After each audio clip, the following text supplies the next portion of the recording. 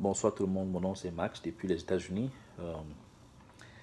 J'ai décidé enfin aujourd'hui de faire une vidéo sur ce sujet et j'ai pris, je l'espère que ce sera la première vidéo de plusieurs vidéos que je ferai comme Dieu me le permettra.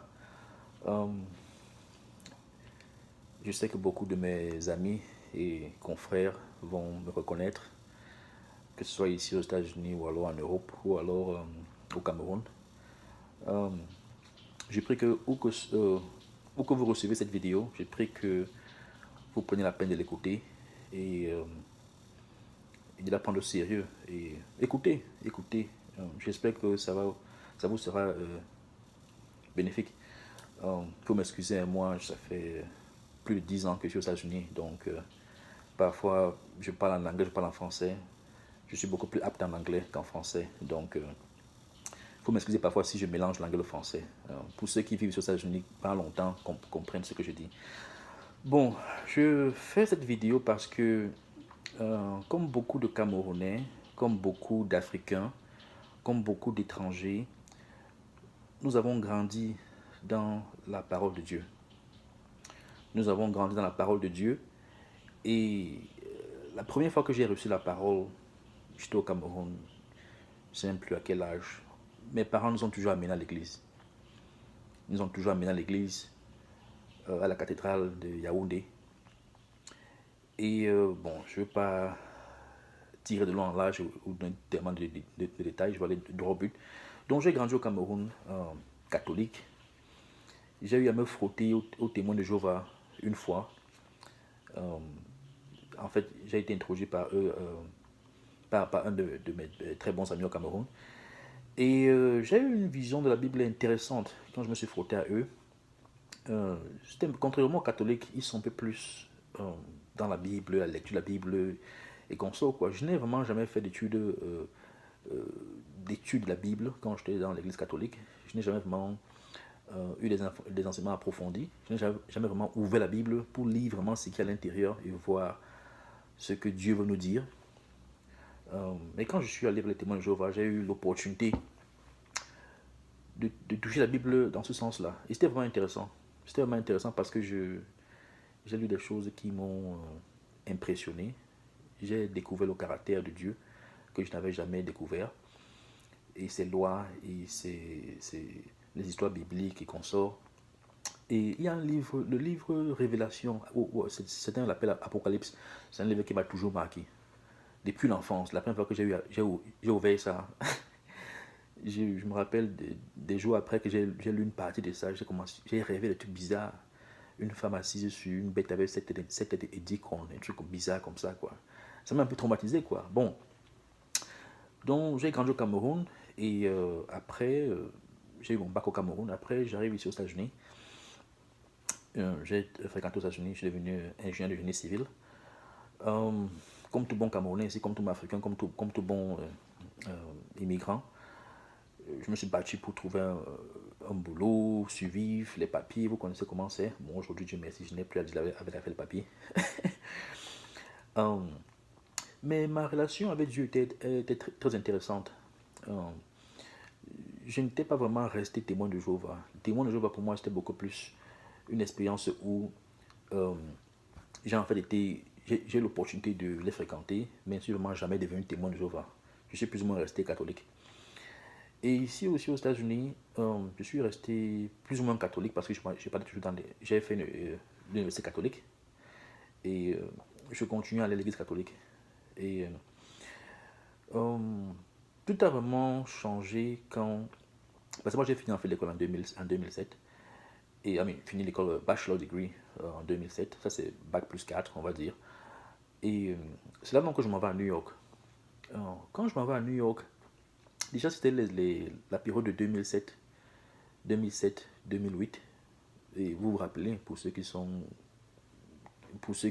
bon, mais j'imagine que la plupart d'entre vous qui écoutent cette vidéo-là, vous y avez envie, quoi. Vous savez de quoi je parle. Euh, la crise économique qu'il y a eu, dont j'ai perdu mon boulot ici au Maryland, et puis je me retrouve à New York. Et là-bas à New York, c'est intéressant, quoi. Je continue à aller dans une église catholique, mais À un moment donné, l'église catholique, là où je partais, a fermé. Ils ont fermé, ils ont commencé à faire des rénovations. Et à l'époque, euh, à l'époque, la fille, en fait, ma petite amie, comme on dit en français, en anglais, ma girlfriend, la fille avec laquelle j'étais, elle était chrétienne, elle n'était pas catholique. Elle avait été catholique, mais bon, elle est devenue, on va dire, protestante. C'est clair que le mot protestant est très vague. C'est vague parce qu'il y a tellement de dénominations. Euh, donc on causait, on causait, et elle m'a motivé. Parce qu'on causait justement la parole de Dieu, l'église, tout ça. Et je lui disais justement comment est-ce que je partais de l'église catholique, mais l'église est un genre, c'est bizarre. Et que moi, je cherchais vraiment un truc un peu plus profond, quoi. Et elle m'a motivé en fait à essayer un truc différent. Donc j'ai essayé, j'ai donc regardé dans mes environs et j'ai trouvé une église, j'ai trouvé ici aux États-Unis, il y a tellement d'églises. J'ai trouvé une église, je pense, qui était baptiste. Euh, mais bon, ça, c'était pas comme l'église baptiste du sud, quoi, avec plein de noirs. C'était une église baptiste, but north, au nord, quoi, de New York. Euh, Là-bas, c'est plus blanc, quoi, c'est pas vraiment. Mais elle était baptiste. Et là-bas aussi, j'ai aimé parce que, en fait, quand je suis allé là-bas, euh, la parole qui m'a été donnée, il passait plus de temps à enseigner la parole et la mettre terre à terre, contrairement à ce que j'ai reçu dans l'église catholique. Ça, ce n'est pas une campagne l'église catholique. Moi, je ne parle juste je parle par rapport à mon expérience. Mais mon expérience, le but de ces enseignements, ce n'est pas tellement mon expérience, mais je veux juste m'introduire pour que vous sachiez d'où je viens. Donc, j'ai donc commencé à me frotter la parole dans cette église-là et je suis là-bas une fois, deux fois, et un matin en rentrant, un dimanche en rentrant de cette église, je m'arrête, je vois une église, je vois un bâtiment juste à côté de ma maison qui, qui avait un nom bizarre un peu comme, j'ai oublié le nom, c'était comme, ça avait en fait l'air d'une église, mais c'était pas, mais le nom n'était pas tellement église, ça n'avait pas une croix, grosse croix, tout ça, ce n'était pas évident quoi. Euh, j'ai oublié le nom, si je me rappelle du nom, je vais mentionner ça. Et un jour, je m'arrête, je demande que, mais je voulais savoir, c'est une église ici ou c'est juste. Ils me disent, ouais, c'est une église chrétienne. Et puis, ils m'ont dit, oh, le service vient de finir, donc passe le dimanche prochain, quoi, pour voir. Et voilà, ça s'appelait Grace North Fellowship. Grace North Fellowship. Grace, la grâce. Grace North, la grâce. Grace North Fellowship. Bon, je vais traduire, mais vous comprenez. Um, et donc, le dimanche d'après, j'arrive et le culte venait à peine de commencer et eux, ils commençaient toujours le culte avec la louange. Et quand ils faisaient la louange, ils fermaient toutes les fenêtres. C'était une église un peu high-tech, quoi. Ils fermaient toutes les fenêtres, ils fermaient la porte, naturellement, toutes les églises ils ferment la porte quand le culte commence ou alors quand la messe commence. Et ils ferment les fenêtres. Ils ferment les fenêtres. Ils avaient des fenêtres électroniques. Ils ferment les fenêtres et on est plus ou moins dans. Bon, ce n'est pas le noir, mais bon. La salle est éclairée avec des lumières, quoi, des jeux de lumière qu'on sort. Et la bande qui était devant nous commence à jouer. Le groupe commence à jouer, commence à louer, à louer le Seigneur. Commence à louer le Seigneur avec des musiques vraiment. Je sais pas. Le premier jour que je suis allé là-bas, la musique m'a tellement frappé que j'ai commencé à pleurer. J'ai pleuré, je me suis dit, mais. Je pleurais devant les gens, mais comme c'est dans le noir, on ne te voit pas. Chacun est là, chacun. Je pleurais et puis voilà quoi. Bon, j'ai pas envie de passer trop de temps dans ces détails-là. Je vais juste vous montrer d'où je viens. Donc, je reste dans cette église-là pendant 2 mois, 3 mois, 4 mois. Et je continue de rester parce que tellement c'est intéressant.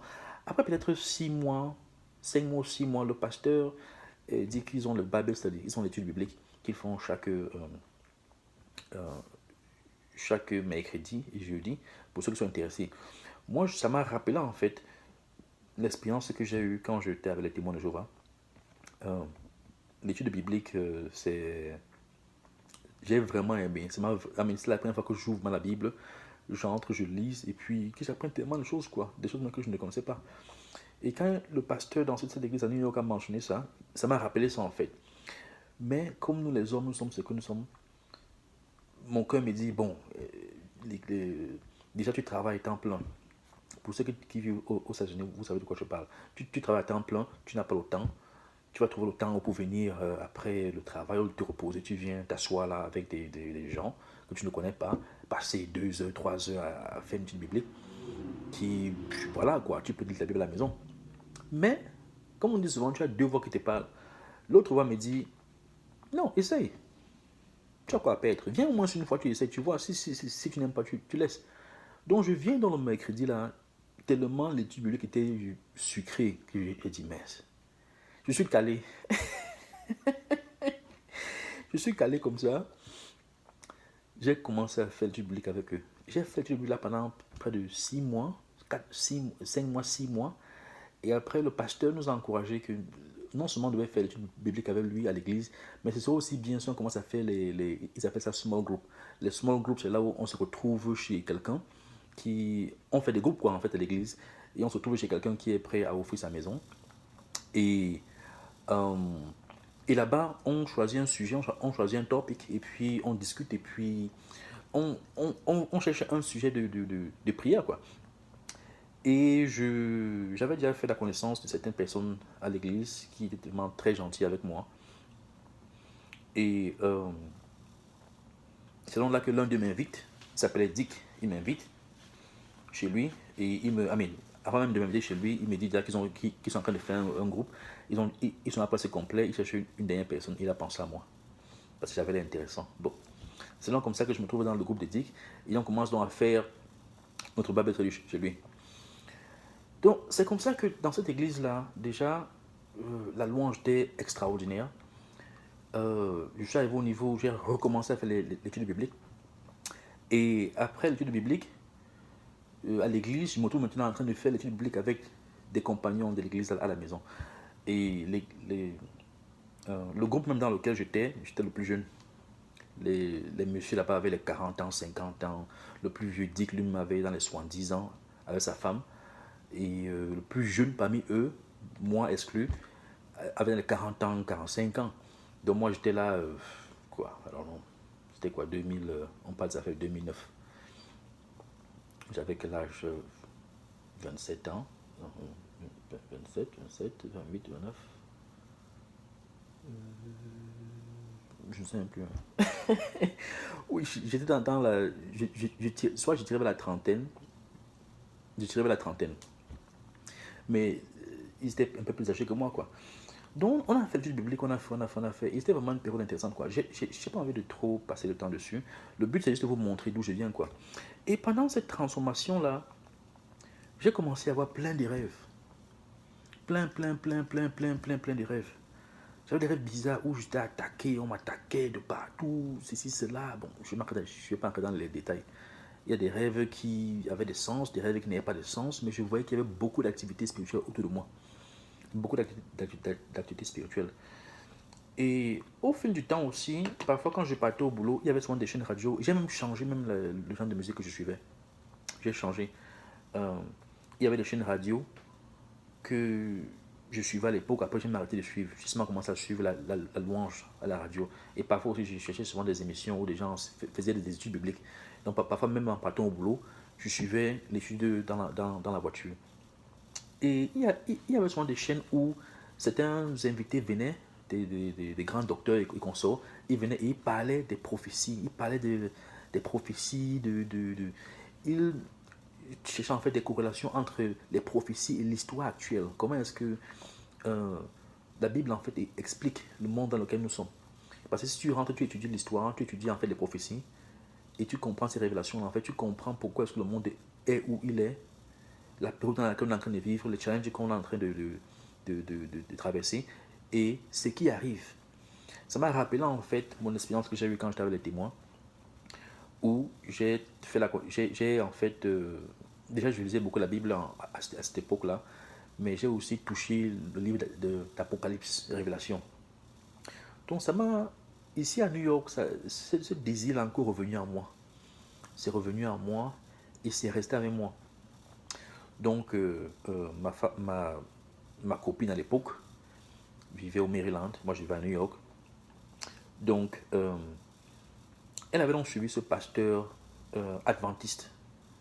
Elle avait suivi ce pasteur adventiste à la radio, étant ici au Maryland. Et il m'a parlé de ce monsieur-là qui parle des prophéties, de ceci, de cela, de plein de trucs, quoi. Mais bien avant ça même, il y avait déjà, l'église, là où je partais à New York, avait déjà offert une classe. Parfois aussi, ils ont fait des classes. Ils ont fait des classes de prophétie, quoi. Ils ont fait des classes dans différents sujets. Et l'un des sujets qu'ils avaient, c'était la prophétie des temps, des temps anciens jusqu'à nos jours. Donc j'ai pris cette classe-là. Je n'ai pas fini, mais j'ai quand même pris la classe. Elle avait l'air intéressante. Mais quelques temps après, ma copine à l'époque, je ne sais plus, je ne sais pas si à l'époque là on était fiancés ou copain, copine. Elle m'a parlé justement de ce pasteur adventiste qui faisait dans les prophéties, bon en fait elle a suivi l'enseignement à la radio, que le gars ancien était tellement bien, il était tellement éloquent.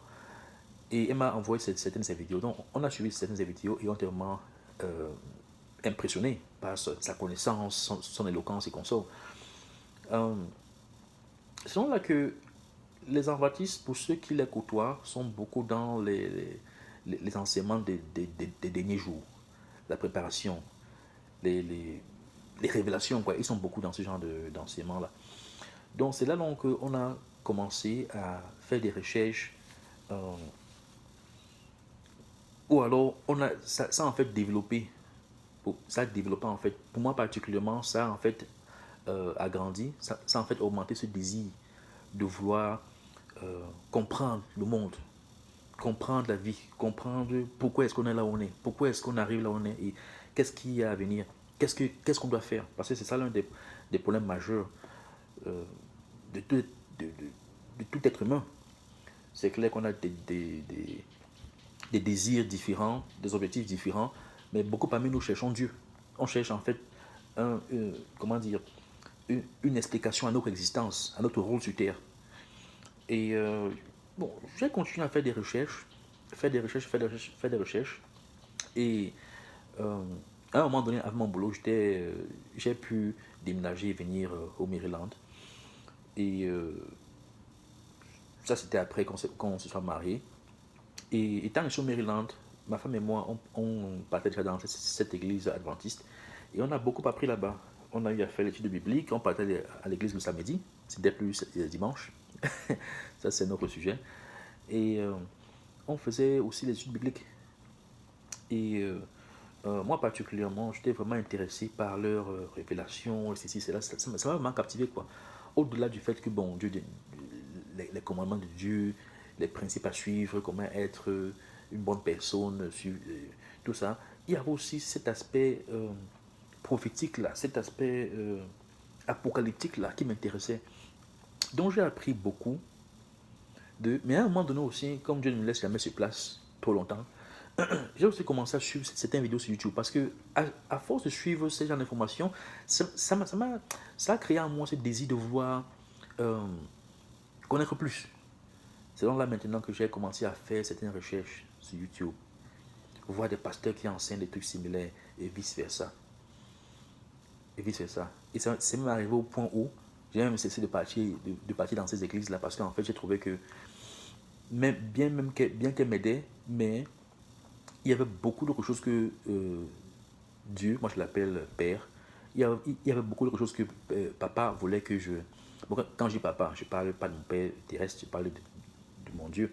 Il y avait beaucoup de choses que papa voulait que j'apprenne. Parfois, il y a beaucoup de distractions. Tu vois, on parle à l'église, on fait beaucoup de bruit. C'est bien, ça peut t'aider, ça t'aide. Parfois aussi, on tombe dans le piège des plans des autres. À l'église, parfois, il y a beaucoup d'activités. C'est comme dans la vie courante. Parfois, tu as des amis, il y a beaucoup d'activités. Allons faire ceci, allons faire cela, allons en boîte, allons dans telle fête, allons dans ceci, allons dans cela. Ce qui fait qu'à la fin, entre ton travail, entre l'école, entre tes multiples activités, tu n'as aucun temps pour Dieu.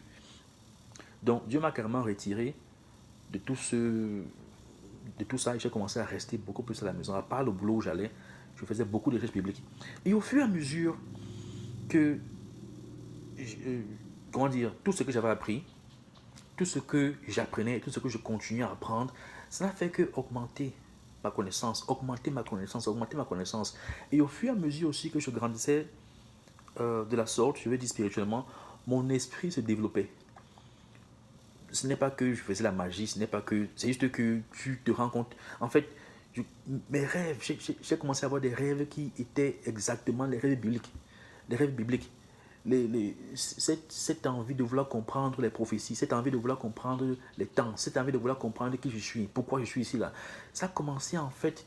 C'est comme si en fait, ces questions que j'ai toujours eues depuis l'enfance, depuis le Cameroun, ces mêmes questions m'ont suivi malgré mes multiples phases de la vie. Elles m'ont suivi jusqu'à maintenant. Et elles ne font que me suivre. Et elles ne font que me suivre. Et dans ma trentaine maintenant, là où je suis, trentaine, trentaine, mid-30s, je ressens de plus en plus un poids dans mon cœur. J'ai toujours, bon, je ne veux pas dire que j'ai toujours su, mais au fil du temps, particulièrement les derniers 3 ans, j'ai senti comment est-ce que Dieu est en train de m'appeler. Il m'appelle depuis, mais parfois il faut que tu grandisses pour que tu puisses écouter sa voix, pour que tu puisses reconnaître sa voix, pour que tu puisses marcher avec lui. Donc il m'a fait traverser toutes ces étapes-là pour un jour m'amener ici là où maintenant c'est lui et moi, face à face.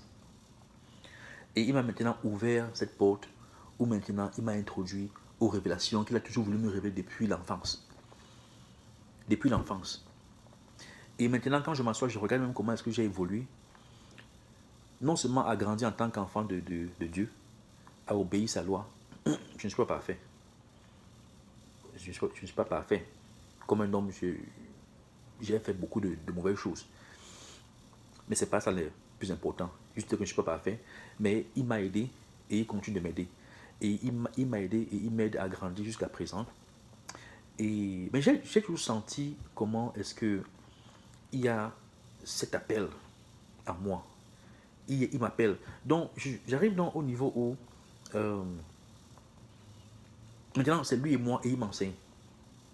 Que ce soit par un pasteur qui a enseigné tel enseignement, que ce soit par tel livre qu'il faut que je lise, que ça, que ça, que ça. J'avais eu à lire la Bible au Cameroun plusieurs fois. Quand quand je suis arrivé aux États-Unis, je n'avais pas de Bible. Je suis allé à Albany, New York, c'est là-bas que je travaillais, je vivais. Et je venais consommer sur Maryland parce qu'en fait j'ai une famille ici. Et un jour, j'étais avec un ami, et puis j'ai dit, bon, je ne sais pas de Bible, il faut que j'achète une Bible. J'ai acheté la Bible là où je partais à l'école, à l'université catholique. Et j'ai recommencé à lire la Bible. J'ai encore commencé à beaucoup de ça, surtout quand j'ai fait commencer l'étude biblique. Et bon, je vous ai tout raconté quoi. Donc maintenant, à ce niveau-ci, maintenant, Dieu et moi, je lis beaucoup la Bible. Beaucoup, beaucoup, beaucoup. Il y a tellement d'informations qui viennent, tellement d'informations qui s'éclaircissent, tellement d'informations. Il y a tellement d'informations que j'ai envie de partager avec vous. Je ne peux pas le dire maintenant parce que ça c'est une vidéo d'introduction. Je veux juste m'introduire pour que vous sachiez qui je suis et d'où je viens. Pourquoi est-ce que j'arrive au niveau où j'arrive. Donc, excusez-moi. Donc, c'est donc comme ça que Dieu me montre beaucoup de choses. Papa me montre beaucoup de choses. J'arrive à un niveau maintenant, les prophéties même qu'il a prédit par rapport à la fin des temps, par rapport aux guerres, par rapport aux catastrophes naturelles, par rapport à ceci, par rapport à cela, par rapport aux famines, ces visions-là ont commencé à venir à moi en force. En force. C'était des visions vraiment effrayantes. Et en fait, à un moment donné, j'ai commencé à prendre la peine d'écrire mes rêves. Parce que tellement je rêvais au départ, je ne comprenais pas pourquoi je rêvais tant. J'ai même demandé à Dieu une fois que je sais qu'il est en train de vouloir me parler. Je sais que avec le travail spirituel que je suis en train de faire là, je ne sais pas. Soit je suis en train d'être attaqué par le diable ou les mauvais esprits. Donc je sais que je suis attaqué. Mais je prie qu'il combatte pour moi, mais il ne me montre pas. Donc j'ai prié pour que les rêves s'arrêtent. Mais les rêves ne sont jamais arrêtés. J'ai continué de rêver, rêver, rêver, rêver. Et en fait, j'ai compris que Dieu voulait en fait que je vois ça. Et que ça faisait partie en fait de mon entraînement. Ou lors de ma préparation. Donc, j'arrive dans au niveau où maintenant, Dieu me montre tellement de rêves. Tellement de rêves. Il y avait des jours où même je rêvais 2, 3 rêves. Il y avait des mois où je rêvais tellement. Je rêvais, je rêvais, je rêvais, je rêvais, je rêvais, je rêvais. Et jusqu'à maintenant, même à l'heure où je vous parle, je rêve beaucoup. C'est pas forcément tous les jours, et tous les rêves ne sont pas forcément pareils, mais il y a toujours ces rêves prophétiques qui reviennent de la fin des temps. De la fin des temps. De la fin des temps. De la fin des temps. Ça ne fait que revenir. Ça revient sur plusieurs formes, dépendant du sujet. Ça revient sur plusieurs formes. Plusieurs formes. J'ai même eu à faire des rêves où des esprits viennent me menacer. Parce qu'ils ne sont pas contents en fait du travail que je suis en train de faire. Ils ne sont pas contents de la connaissance qui m'est donnée. Ils ne sont pas du tout contents. Donc, juste pour revenir au départ, parce que je peux continuer à parler de ce sujet, mais ça va prendre trop de temps. Juste pour revenir, en fait, j'ai pris tous ces rôles-là pour vous montrer en fait comment est-ce que Dieu a marché avec moi et il continue de marcher avec moi. Et maintenant, j'arrive à un niveau où j'ai tellement de rêves, j'ai tellement de connaissances. Je ne dis pas que ma connaissance est illimitée. Non, j'ai beaucoup appris et je continue à apprendre. Je ne vais jamais me vanter que je connais tellement. Non, je continue à apprendre comme un bébé. Je continue à apprendre. Et mais c'est intéressant maintenant parce que le monde dans lequel on vit, je ne vois plus de manière comme tout le monde, quoi, comme quelqu'un qui ne croit pas en Dieu. Je ne vois plus de manière quoi, laïque, les Français disent laïque. Je ne vois plus je ne vois plus de manière simple, comme maintenant c'est une vision où je vis dans un monde, mais j'ai une connaissance spirituelle qui explique le pourquoi des choses. Donc quand je vois une situation, ce n'est plus forcément, je ne m'attarde plus forcément sur certains détails, mais je cherche à voir plutôt l'esprit, le mouvement derrière ça, parce que c'est ce qui est important. Euh, donc avec toutes ces visions, avec tous ces rêves, j'arrive à un niveau où j'ai obligation de parler. J'ai obligation de parler. Et comme nous les hommes, on aime toujours procrastiner, on veut toujours faire les choses quand on veut qu'on est prêt, on trouve toujours les excuses devant Dieu. Oh, je vais faire ça quand j'aurai fini l'école, je vais faire ça quand j'aurai fini ceci, cela, avant de faire ceci, cela, je vais faire. On trouve toujours les excuses pour donner à Dieu. Pourquoi est-ce que le peu qu'il nous a donné, on ne partage pas? Donc, j'arrive à un niveau où je suis vraiment dans l'obligation de parler. Si je ne parle pas, Dieu ne va jamais me pardonner. Je me retrouve dans l'obligation de parler, de donner un message. Et quand je parle comme ça, je veux d'abord vous dire, quand je parle comme ça, je parle à vous, mais je vous dis ce que lui me dit chaque jour. Donc là, je suis en train de faire cette vidéo. Ça va faire 30 minutes, ça va faire 1 heure, je ne sais pas. Mais ce n'est pas comme si je vais faire des vidéos chaque jour pour parler. Je vais parler quand Dieu va vouloir que je parle, quand papa va vouloir que je parle. Mais ce que je vous dis là, lui me dit ça chaque jour. Ça veut dire que je ne parle pas pour parler parce que je suis parfait. Non, je parle parce que c'est ce qu'il me dit chaque jour. Et c'est ce qu'il veut que je fasse. Il veut que je change ma vie et il veut que les gens autour de moi changent leur vie.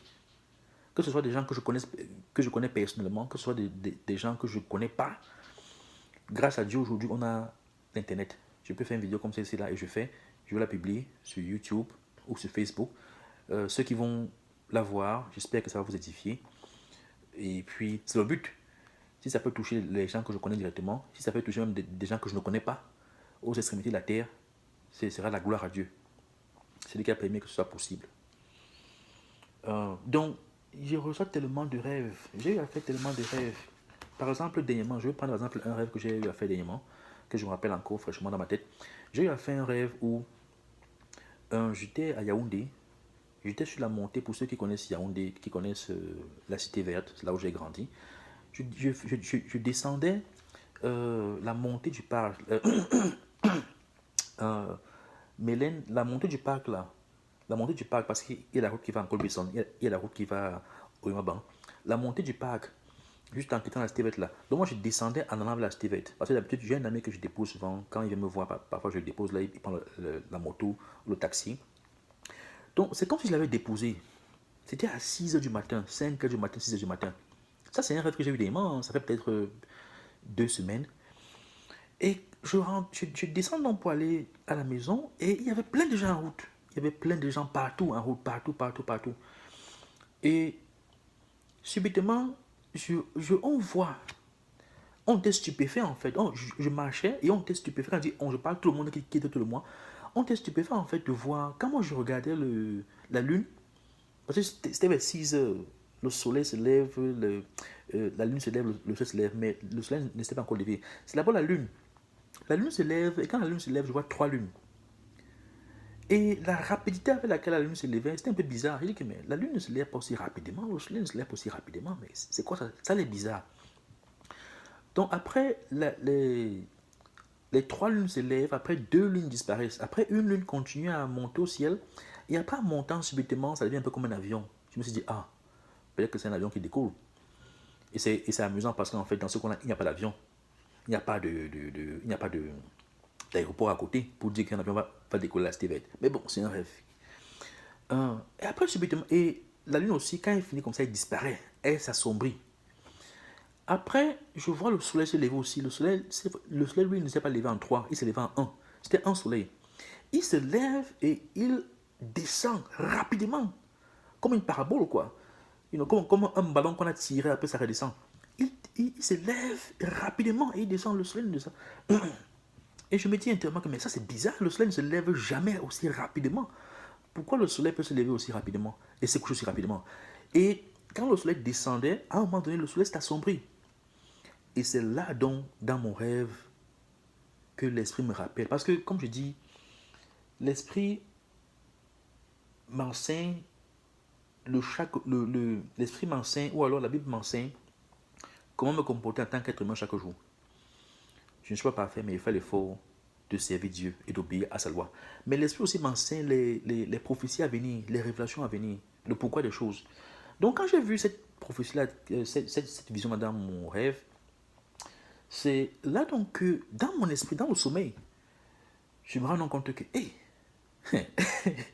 ça c'est les choses là de la Bible où on dit que quand Jésus va revenir, la lune va s'assombrir, le soleil va s'assombrir, et ceci, c'est là. Et quand j'ai commencé à avoir ces pensées dans mon esprit, subitement, le soleil, en s'assombrissant, a touché la terre. Ça a frappé la terre. Quand c'est remonté là, c'était comme la bombe atomique. Je dis que il y a parfois, je rêve, c'est vivide. C'est bright. C'est bruyant, c'est vivide, quoi. C'est vivide. Il y a parfois des rêves, tu sens que ce sont des visions. Tellement c'est vivide, quoi. Ça, même l'éclat est puissant. Ce n'est pas un rêve banal, quoi. Et quand le soleil a frappé le sol, c'est remonté comme une bombe atomique. Et quand la bombe atomique remonte, elle remonte en fait comme un champignon. Le bas est petit, mais le haut devient grand. Et l'énergie qui s'est dégagée de là, ça a dégagé une chaleur. Et la chaleur a commencé à venir vers tout le monde à une vitesse incroyable. Et quand cette chaleur est arrivée à moi, quand elle venait, j'ai vu comment ça a commencé à engloutir tout le monde qui est autour de moi. Et quand c'est venu à moi, j'ai couvert ma tête. J'ai commencé à prier que, hé Dieu. Et le travail que tu m'as demandé de faire, je n'ai pas encore commencé à faire ça. Je n'ai pas encore commencé à faire ça. Le travail que tu m'as demandé de faire, je n'ai pas encore commencé à faire ça. Et voilà maintenant, tu es en train de venir. Ça a dégagé une chaleur. J'ai commencé à prier. J'ai commencé à prier Dieu. J'ai commencé à appeler le nom de Jésus. Ça a dégagé une chaleur. Et moi, je ne voyais pas ce qui s'est passé. Moi, j'étais en train de prier. Et quand, mais bizarrement, le feu ne me brûlait pas. Le feu ne me brûlait pas. Ça passait autour de moi, mais ça ne me brûlait pas. Je sentais comment quelque chose passe sur moi, mais ça ne me brûlait pas. Et après, donc, quand j'ai fini de prier, je lève dans la tête pour regarder ce qui s'est passé. Près de 90%, 80-90% des gens qui étaient autour de nous ont disparu. Ils ont été évaporés. Je n'ai rien compris. Dans mon esprit encore, c'est venu comme quoi. Tout, parce que comme je dis, ces paroles, la Bible, elle est vérité et elle est vie. Parce que parfois, quand on prononce ces mots-ci, on ne pèse pas en fait l'implication de ce que ces mots veulent dire. On ne pèse pas. Jusqu'à ce que parfois un truc comme ça arrive et puis tu réalises que, hey, la fête, c'est pas la blague. Donc, dans ma vision, dans la vision que j'ai reçue, j'ai compris, ça confirmait en fait que les guerres qui arrivent là, la guerre qui arrive là, les choses qui arrivent seront tellement pénibles qu'il y aura une très grande partie de la population mondiale qui va périr. Et avant que Jésus n'arrive, il y aura plusieurs guerres. Et ces guerres-là vont détruire énormément, tuer énormément d'hommes sur terre. Désolé, même quand Jésus lui-même viendra, il y aura des guerres. Et beaucoup de gens vont mourir. Jésus me dit que la route qui amène au paradis, elle est très petite, elle est très, bon, en anglais on dit narrow, elle est très étroite. Mais la route qui amène en enfer, elle est large. Et ceux qui s'y trouvent sont nombreux. Très peu sont ceux qui vont pouvoir accéder le royaume de Dieu, que Dieu a réservé pour ses enfants. Donc ça, c'est un rêve que j'ai eu dernièrement. Et quand je me suis levé, je me suis endormi. Je me suis levé vers les 6 du matin. C'était un samedi. Je pense que c'était samedi. Ouais. Je me suis plus endormi. Je me suis plus endormi. Et la leçon que j'ai tirée de ce rêve, c'est que je dois commencer à faire le travail de Dieu. Je ne dois pas attendre quand j'aurai fini ceci, quand j'aurai fini cela, quand j'aurai ceci, quand j'aurai cela. Non, je dois commencer maintenant. Je dois commencer maintenant. Même si je commence par faire une vidéo sur YouTube, je commence maintenant. Parce que ça fait depuis que Dieu me montre que je suis dans les visions et je me dis toujours que je vais faire. Non, trop d'excuses. Je commence maintenant. Passe la grâce. Donc ça, c'est un des rêves que j'avais eu. C'est un des rêves que j'avais eu. Mais même avant ça, juste au départ, là, quand je commençais, bon, pas quand je commençais, quand mes rêves ont commencé à changer de manière beaucoup plus prophétique. Et quand je dis mes rêves, c'est pas tous mes rêves. Il y a des rêves que tu rêves, c'est normal, mais il y a des rêves que c'est prophétique, tu sens que Dieu te parle. C'était 2015, 2016. Dieu a commencé à m'amener dans un autre niveau où il me montrait tellement de choses. Que au fil du temps, comme on travaille ensemble, je vais arriver à un niveau où je veux parler de ce sujet-là. Je n'ai pas envie de vous ça maintenant parce que ce sont des sujets en fait où je peux enseigner sur un sujet particulier pendant des heures. Donc je ne veux pas ouvrir. Mais à un moment donné dans ma conscience spirituelle, Dieu m'a fait voir beaucoup de rêves prophétiques. Ok. Et l'un de ces rêves-là, un jour, j'étais avec un ami à Washington DC, un ami d'école. Bon, quand il dit école, c'est pas ici, c'est pas comment on est ici aux États-Unis. Et on était à Washington DC, au milieu des grands monuments américains. Et subitement, mon ami a disparu. Vous savez comment les rêves sont. Et il disparaît comme ça là. Et après, subitement, je suis une voix au-dessus de ma tête. Ne me demandez pas comment. Bien sûr que c'est Dieu. Il me dit, Max, il me dit, prépare-toi. Il me dit, il y a des guerres qui arrivent. Il y a des famines qui arrivent. Il y a une crise économique qui arrive. Il y a ceci, il y a cela qui arrive. Prépare-toi. Écris un plan pour ta vie. Il dit que c'était un rêve tellement vivide. Comme quelqu'un vient te parler comme ça à l'oreille, que prépare-toi. Voilà ce qui arrive, voilà cela qui arrive. Là, il m'a seulement dit ça comme ça, là, avec la bouche. Je suivais une parole, je n'ai pas regardé parce que j'ai voulu. Tout simplement, on sait comment l'homme est curieux. J'aurais pu regarder, mais la voix m'a. J'ai senti dans mon esprit que non, je ne dois pas regarder. J'ai senti que ça, c'est la voix de Dieu. Il m'a dit, prépare-toi. Get your house in order. Prépare-toi. J'ai eu des rêves, j'ai encore eu plusieurs rêves. J'ai eu des rêves où je montais la montée. J'étais en train de monter la montée toujours du parc. La montée du parc est intéressante. Mais ça, c'est en venant vers Mélène. Je montais la montée du parc là avant de descendre pour aller à la Steven. Et en montant, comme le rêve sont souvent bizarre, j'arrive au sommet de la colline. Après, subitement, c'est comme si je suis dans un bâtiment. Et là-bas, on était tous dans un bâtiment. Après, il y a eu un tremblement de terre terrible. Il y a eu un tremblement de terre où les bâtiments, c'est comme un tsunami, c'est comme une vague. C'était le genre de tremblement de terre tsunami. Une vague a commencé à se développer et la tête tremblait tellement que les bâtiments n'arrivaient pas à tenir. L'esprit m'a dit monte au plafond, monte au dernier niveau. J'ai commencé à monter. Bizarrement, il y avait des gens qui partaient vers le bas. Rares sont ceux qui montaient en haut. S'il y a un tremblement de terre comme ça, s'il y a un tsunami, tu vois la tête se fond là-bas. Pourquoi tu vas vers le bas? Bon, moi, je ne sais pas, mais tu vas vers le bas, le bas. L'eau commençait déjà à entrer dans les premiers niveaux là. Et beaucoup de gens partaient vers le bas. Donc, moi, je monte vers le haut. Et à peine quand j'arrive maintenant au dernier niveau, l'eau tellement était rapide que l'eau m'a même englouti. Englouti.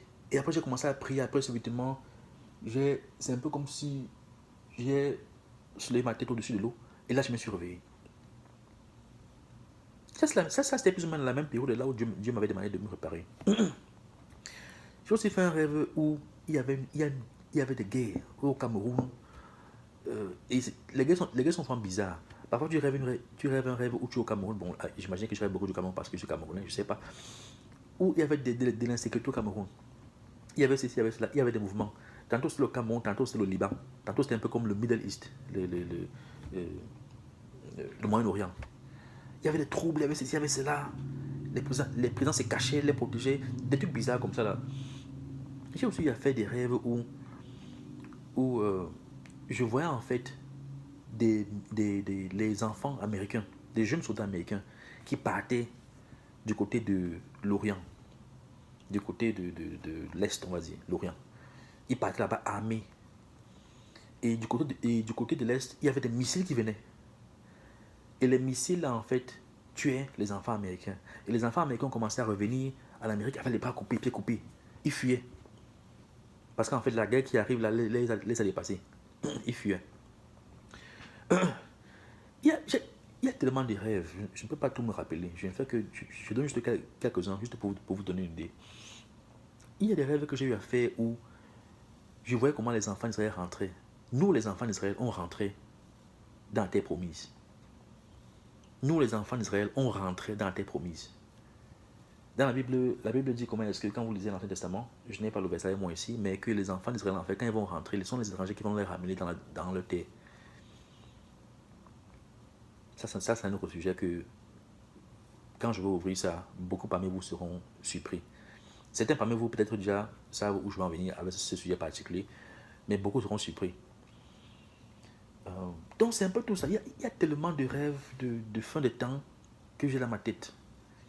Tellement, tellement, tellement, tellement. Et ce ne sont pas seulement les rêves. Et j'ai eu à faire des rêves où, à un moment donné, quand Dieu a commencé à me montrer certains mystères, certaines révélations dans la Bible, j'ai eu à faire un rêve où, un jour, j'ai vu une grosse chauve-souris. Il y a tellement de rêves que j'ai eu à faire. Je vois une grosse chauve-souris. Et la chauve-souris me fixait. Au départ, quand j'ai vu, je n'ai pas forcément vu que c'est une chauve-souris. C'était un peu comme un truc qui était pendu d'un fil. Après, il y avait un prêtre à côté de moi. Et le prêtre me dit que, mais, le truc qui te regarde là-bas, j'ai dit oui. Il me dit que, mais, le truc là, c'est l'esprit de l'antéchrist. J'ai dit que, quand je regarde bien, je vois une grosse chauve-souris. Une chauve-souris avec la taille de je ne sais pas quoi. Peut-être la hauteur, la longueur, peut-être même 2 mètres, peut-être la largeur 1 mètre. Et comme les chauves-souris se mettent toujours les pieds, la tête, les pieds en haut, accrochés à un truc, la tête en bas. Et au même moment, la chauve-souris là avait un peu l'air comme une croix inversée. J'ai dit, hey! Et elle me regardait comme ça là. Et c'était l'une des périodes là où Dieu me montrait beaucoup de choses. Et le prêtre qui est à côté de moi m'a dit que c'est l'esprit de l'antéchrist qui te regarde comme ça. Donc, il y a tellement de rêves que j'ai eu à faire. Et je ne suis pas le seul. Pour ceux qui sont chrétiens, qui prient beaucoup là, ou alors à qui Dieu parle, parmi vos amis, parmi vos frères, parmi vos soeurs, parmi vos parents, parmi les gens même qui vous entourent, il y a beaucoup de gens qui font des rêves. Est-ce que ce n'est pas un hasard? Comment est-ce que, dans une période particulière comme celle-ci, les gens se mettent à rêver, rêver, rêver, rêver, rêver, rêver. Si vous allez sur YouTube, vous allez voir plein de gens qui ont des visions. Maintenant, je ne suis pas en train de dire qu'il faut croire à toutes les visions que quelqu'un a fait ou que quelqu'un n'a pas fait. Parce que dans tout ce que je suis aussi en train de dire, dans tout ce qui est aussi, il faut être intelligent, il faut être prudent, il faut être averti, il faut avoir l'esprit de Dieu pour discerner les bonnes des mauvaises, pour discerner le mensonge. Parce que même le diable, dans les derniers temps, il y aura beaucoup de miracles. Et quand on va entrer dans les études approfondies, vous allez voir, il y aura beaucoup de miracles, il y aura beaucoup de déceptions. Donc vous aurez des prophéties du diable, vous aurez vous aurez des prophéties de Dieu. Donc ce sera à vous, avec l'esprit de Dieu que vous avez en vous, et avec le travail que vous devez faire. Et quand je dis travail, c'est lire votre Bible. Ce n'est pas seulement aller à l'église. Lisez votre Bible. Lisez votre Bible. Ce sera le travail de lire la Bible, d'aller à l'église, de chercher Dieu, chercher à comprendre le pourquoi des choses. C'est dans ce chemin-là que Dieu maintenant, selon son esprit, selon la mission qu'il a pour toi, il va maintenant te diriger où tu dois aller et il va t'ouvrir les yeux par rapport à ce que tu dois comprendre et ce que tu appelles à faire. Je ne suis pas le seul. Si vous regardez sur YouTube, là, il y a plein de gens, même pas sur YouTube, même parmi vos amis, vos frères, vos soeurs, vos gens qui sont spirituels là, causez avec eux. Certains vont vous dire qu'ils voient, ils ont des rêves récurrents. de fin de temps, de Jésus qui revient. Moi, j'ai un ami, par exemple, qui m'a dit que lui, il a vu comment est-ce que les gens étaient en train d'être rapture. Bon, rapture, c'est l'enlèvement. Et lui-même, il a eu la même sensation que moi. Parce que quand il a vu l'enlèvement, là, quand il a vu l'enlèvement, quand il a vu l'enlèvement, il, lui-même, justement, a eu la même sensation. Il a eu la même sensation dans la mesure où il a senti comment est-ce que c'est déjà arrivé et il n'a pas eu à faire le travail qu'il devait faire.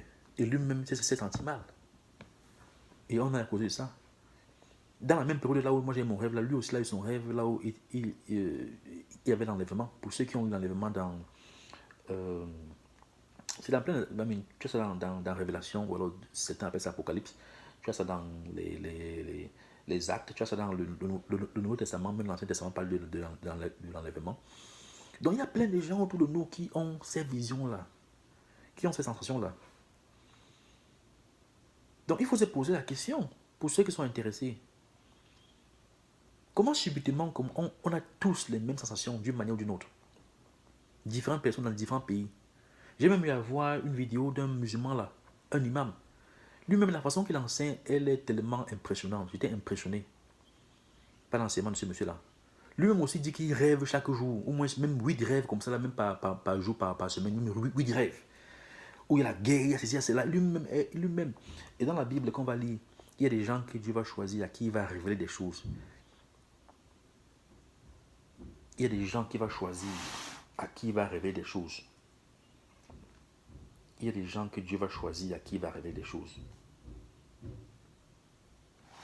Donc, avant même de commencer à entrer dans le fond du sujet, ce que je veux dire, c'est que je sais que beaucoup parmi nous s'en foutent de Dieu.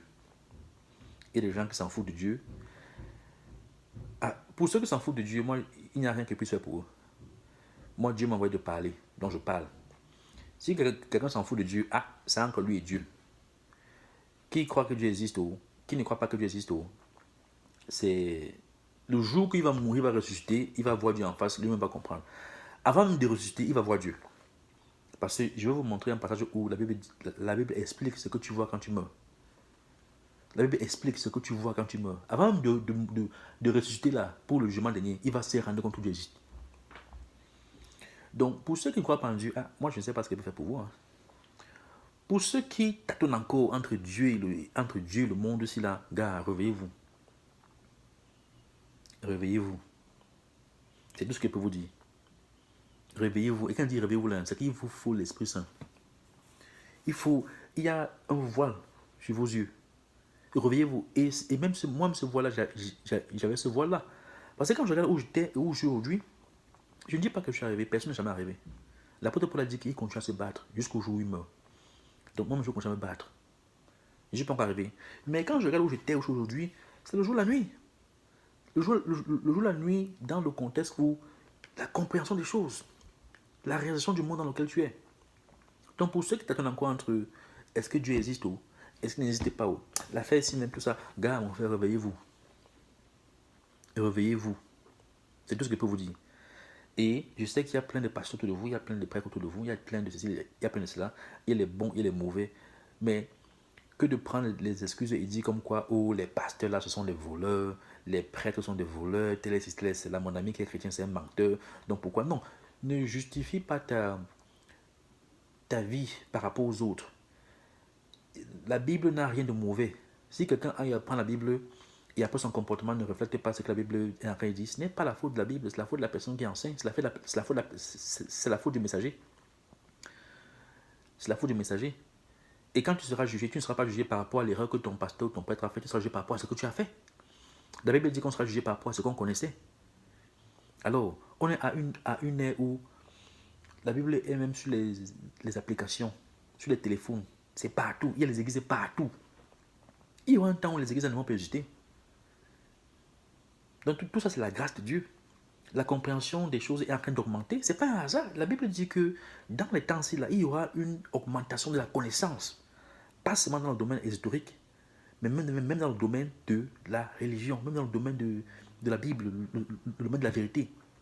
Mais là maintenant, ça va dépendre du camp dans lequel tu es. Est-ce que tu es dans le camp du diable ou le camp de Dieu? Parce que le diable aussi fait plein de miracles. Mais Dieu aussi fait plein de miracles. Mais c'est maintenant à toi d'avoir l'Esprit Saint de Dieu pour bien te guider, pour bien différencier parmi les deux. Donc pour ceux qui t'attendent encore là, pardon, réveillez-vous. Parce que c'est dangereux. Pour ceux qui cherchent Dieu, mais c'est dur, je vous encourage. Ce n'est pas facile. Pour moi, mais ce n'est pas facile. Mais on a intérêt. On a intérêt. Et pour nous encore qui avons reçu Dieu, avons reçu Jésus-Christ, et pour nous encore qui nous donnons à l'étude biblique approfondie. Bon, quand je dis approfondie, ce n'est pas que je connais tout. Hein. Je cherche chaque jour. Mais pour nous qui nous donnons à ça, et pour nous à qui Dieu donne la grâce de voir certaines choses, on a pour obligation de parler. On a pour obligation de parler.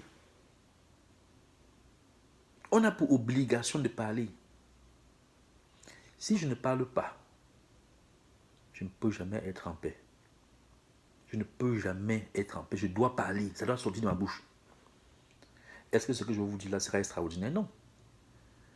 Mais parfois, il faut seulement répéter ce qu'on dit chaque jour. Est-ce que ce que je vous dis là sera impressionnant? Ça va dépendre. Il y a des choses que je vous dis que vous avez déjà suivies. Il y a des choses que je vous dis que vous n'avez jamais suivies. Mais quel que soit lambda, c'est l'Esprit de Dieu qui va marcher en vous. Si vous êtes réceptif ou pas. Ce n'est pas moi. Donc j'encourage ceux qui cherchent Dieu. J'encourage ceux qui cherchent Dieu vraiment. Parce qu'il y a chercher. J'encourage ceux qui font les recherches. J'encourage même ceux à qui Dieu fait des révélations. De commencer à parler. Et quand je dis parler, ce n'est pas que toi qui parles, tu es parfait. Toi-même, travaille sur toi-même. Donc là où moi je vous parle, là, j'ai beaucoup de travail à faire sur moi-même. Mais non seulement que c'est un travail que j'ai à faire sur moi-même, c'est aussi un travail que j'ai à faire où je dois dire, prévenir les gens par rapport à ce qui arrive. Je dois le faire. Si je ne le fais pas, je suis dans les problèmes. Je suis dans les problèmes. Ça fait des années que Dieu me montre ces révélations. Ça fait des années qu'il m'enseigne. Et je ne fais que trouver les excuses. Oh, je vais faire ça tel jour. Oh, Non. C'est arrivé à un niveau où il m'a montré des moments là que, gars, tu vas continuer à attendre comme ça. Là. Le truc là va venir. Tu n'auras rien fait. On a toujours des excuses. Oh, je ne vais pas encore à l'école. Oh, je travaille beaucoup, je n'ai pas le temps. Oh, on a rendez-vous avec les amis. Oh, on ne trouve jamais le temps de lire nos Bibles. On ne trouve jamais ce temps-là. Et après, un jour, tu attends que, oh, tel est mort. Tel est mort. Oh, tel était ici là parmi nous, il est mort. Oh, oui, il avait quoi 10 ans, il est mort. 15 ans, il est mort. 20 ans, il est mort. Oh, tel est mort, dernièrement. Oh, tel a eu un accident, il est mort. Oh, tel a même réussi, hein, gars. Si tu vois sa maison, si tu vois ses voitures, si tu vois ses business, gars, il était en haut, mais après aujourd'hui, gars, boum, tombé. Parfois même, il n'est même pas rapidement. Parfois même, après avoir emmagasiné toutes ces richesses-là, un jour, une maladie te prend. Une maladie te prend comme ça, là. Ça finit tout ton argent. Dieu te garde en vie. Parce qu'il a pitié de toi. Tu restes là, tu ne comprends pas. Tu comprends. Un jour, tu meurs. Tu vas dire quoi? Donc, Jésus a dit que celui qui est prêt à perdre son âme pour son royaume, pour le travail de son Père, va la sauver. Mais celui qui veut gagner le monde et négliger la parole de Dieu, et négliger le travail que Dieu a mis en lui, il va perdre. Et à chacun, Dieu a donné des talents. Si tu n'utilises pas tes talents, Dieu va prendre ça et donner ça à quelqu'un qui en a besoin. Et toi, il va te tuer. Il va prendre ta vie. Donc, je n'ai pas envie de tirer de long en large. Je voulais juste te donner une introduction, en fait, de pourquoi est-ce que j'arrive là où j'arrive. Où aujourd'hui, j'ai décidé de faire des vidéos pour prévenir le peuple de Dieu. Pas seulement le peuple d'Israël, mais le peuple de Dieu. Parce que Israël, le peuple de Dieu, ce n'est pas seulement les enfants d'Israël, mais c'est aussi tout homme qui s'humilie et cherche Dieu sincèrement et veut le servir et le sait. C'est un enfant de Dieu. C'est un enfant de Dieu. Donc il faut chercher Dieu. Il faut chercher Dieu. Et mon message ici là, c'est de motiver tout le monde. Comme je dis, pour ceux qui ne croient pas en Dieu, gars, je ne sais pas pourquoi tu ne crois pas en Dieu. La Bible dit que l'esprit de l'homme, c'est comme le vent qui passe. Tu ne sais pas où le vent là vient, tu ne sais pas où ça part. La Bible dit que quand le maître de la vigne a planté son champ, l'ennemi est venu dans la nuit et il a planté parmi nous des mauvaises graines. Et quand les graines ont commencé à pousser, les ouvriers, donc qui sont les anges, les ouvriers du maître de la vigne, quand ils sont venus, ils ont vu qu'il y avait des mauvaises herbes qui poussaient parmi les bonnes herbes. Ils ont demandé au maître de la vigne que, mais on a planté, tu as planté des bonnes graines ici, non? Pourquoi est-ce qu'on a les mauvaises herbes? Le maître de la vigne dit que c'est l'ennemi qui est venu dans la nuit. L'ennemi a déposé des mauvaises graines. Et c'est pour ça que maintenant on a les mauvaises graines. Et les anges donc ils disent au maître de la vigne que, mais est-ce qu'il ne faut pas enlever les mauvaises herbes pour protéger les bonnes herbes? Et c'est là que le maître de la vigne leur dit non, si vous enlevez les mauvaises herbes, vous allez aussi détruire les bonnes herbes. Donc laissez-les grandir jusqu'à ce qu'elles deviennent matures. Et après maintenant on pourra facilement les distinguer l'un de l'autre. Donc, on a été contaminés depuis la fondation de la terre. Donc, parmi nous, il y a ceux qui vont chercher Dieu sincèrement. Il y a d'autres qui vont blaguer. Mais à la fin, Dieu sera en mesure de distinguer qui a blagué et qui n'a pas blagué. Donc moi, je n'ai pas grand-chose à dire à ceux qui ne croient pas en Dieu. Tu ne crois pas en Dieu, regarde, moi, je ne sais pas. Et bon, même quand on croit en Dieu, il y a Dieu et Dieu. Parce qu'il y a même ceux qui croient en Dieu, mais il faut voir à quel Dieu il s'appuie, sur quel Dieu s'appuie. Mais quand moi je dis Dieu, là, je parle, il n'y a qu'un seul Dieu. Le reste, là, sont des faux dieux. Ils sont puissants, mais ils sont des faux dieux. Les anges déchus, là. Ils sont puissants, je ne dis pas qu'ils n'existent pas, ils existent, mais ils sont des faux dieux. Donc quand je parle de Dieu, là, je parle du vrai Dieu. Le Dieu d'Abraham, Isaac, Jacob. En passant par Jésus. Qui lui-même est Dieu, fait chair. Donc, pour ceux qui ne croient pas en Dieu, je n'ai rien à vous dire. Si Dieu peut utiliser ma vidéo, ou alors la vidéo de quelqu'un d'autre, ou un enseignant, pour vous sortir de cet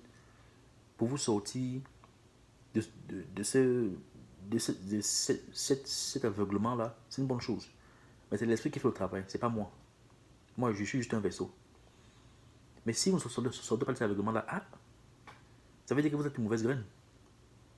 Depuis le commencement, et vous allez brûler. Pour ceux qui ont été contaminés, parce que tout le monde a été contaminé, même les bonnes graines ont été contaminées, Dieu va les purifier. Dieu les a toujours purifiés. Et il continue de les purifier. Donc, je vous encourage de prendre ce que je dis là au sérieux. Ce n'est pas la blague. Ce n'est pas la blague.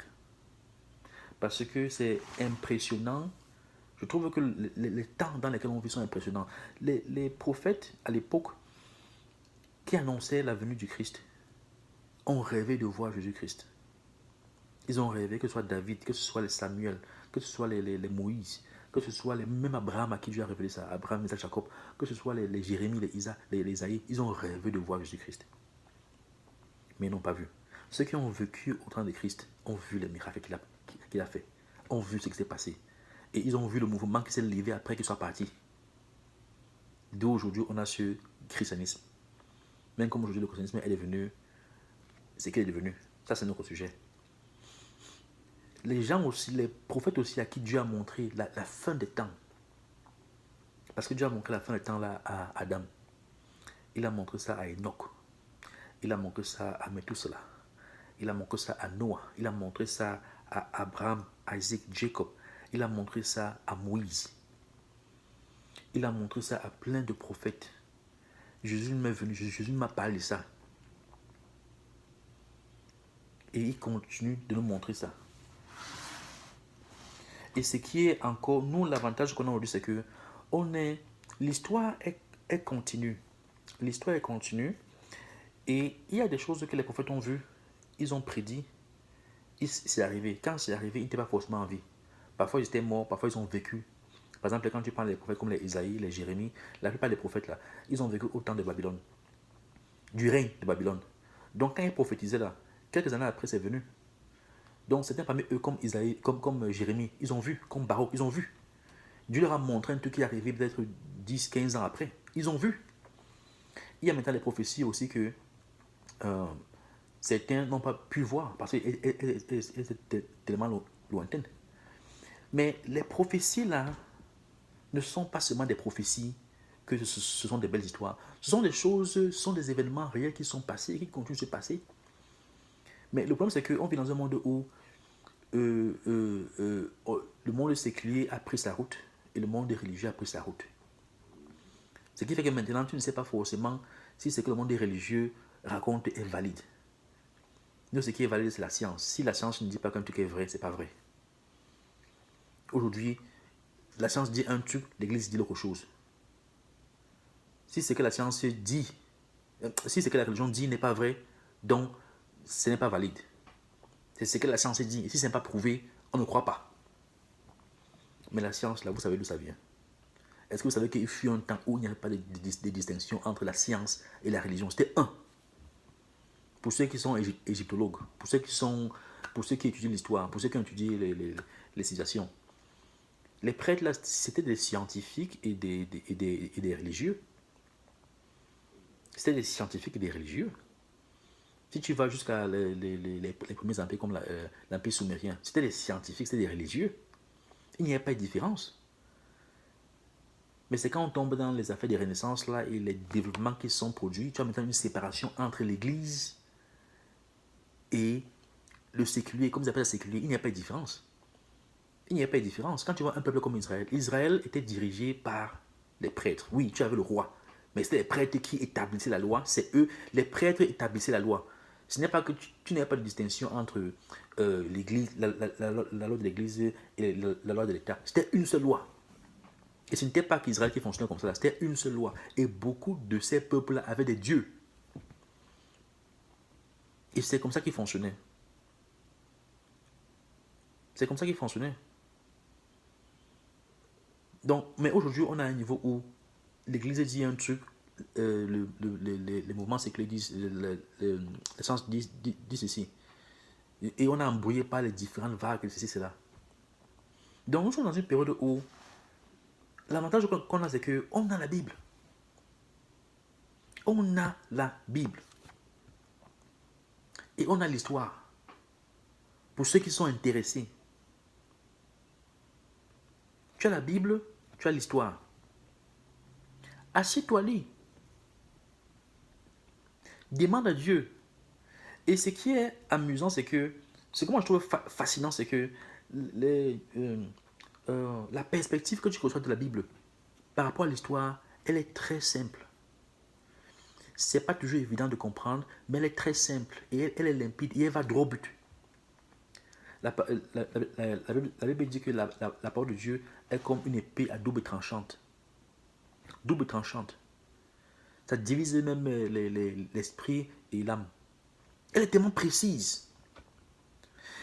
Pour ceux qui connaissent l'histoire, quand on regarde l'histoire, il y a tellement de choses dans l'histoire. Les scientifiques vont vous dire que la Terre a été créée il y a des milliards d'années. Mais ce qui est marrant, c'est que les premiers peuples qui ont vécu sur la Terre, on va te parler de l'Empire sumérien. L'Empire sumérien, ce n'est que il y a de cela 5000 ans. Mais ils vous disent que la Terre existe depuis des milliards d'années. Vous avez vérifié les calculs pour voir si vraiment les calculs là sont bons. C'est bizarre. Il faut vous poser une question.